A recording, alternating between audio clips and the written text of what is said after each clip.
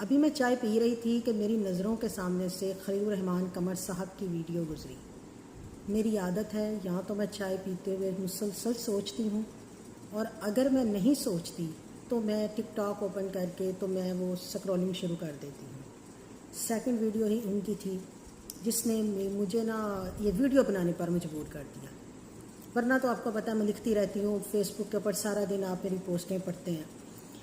اچھا، تو وہ اس میں وہ موصوف ہمیشہ کی طرح عورتوں کی قسمیں بتا رہے تھے۔ عورت بد کردار ہوتی ہے، عورت با وفا ہوتی ہے، جو عورت شادی سے پہلے مرد کے ساتھ سو گئی وہ ساری زندگی جگائے گی، وہی گھسی پٹی باتیں جو وہ ہمیشہ سے کرتے چلے آ رہے ہیں، اور وہ اپنی زندگی کے تجربات جو ان کی بہن کے ساتھ ہوا جس کے اوپر ڈرامہ انہوں نے بنایا میرے پاس تم ہو، اور اسی قسم کی ساری باتیں جو ہے اپنے تجربات کی بیان کر رہے تھے۔ اچھا، میں منٹو کے بارے میں ایک بات لکھی تھی، سارے لوگوں نے، میرے جو ادبی لوگ ہیں یا میرے صحافتی کمیونٹی سے تعلق رکھنے والے ہیں، انہوں نے اس پہ بڑے سخت کامنٹس پاس کیے تھے۔ میں نے کہا تھا منٹو کی زندگی میں کبھی کوئی شریف عورت آئی ہی نہیں، منٹو نے کبھی اچھی جگہ اپنی زندگی گزاری نہیں، منٹو بازار حسن میں بیٹھا رہا،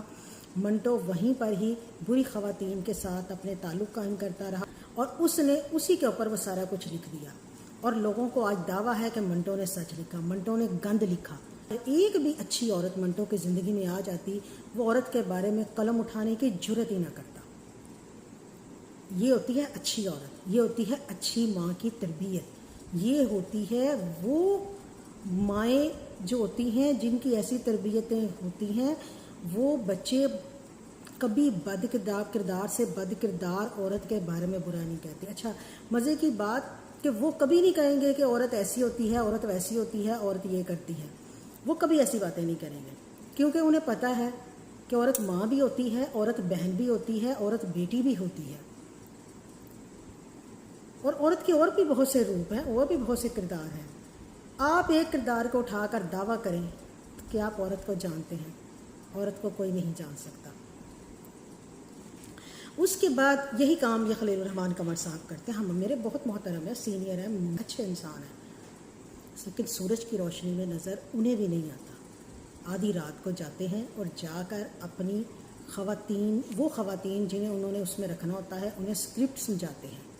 اب اس سے بڑی کون سی؟ یہ ہم نہیں کہہ رہے، یہ میں نے نہیں اپنے پاس سے کہا، یہ وہ خود بھی انہوں نے بتایا ہوا ہے،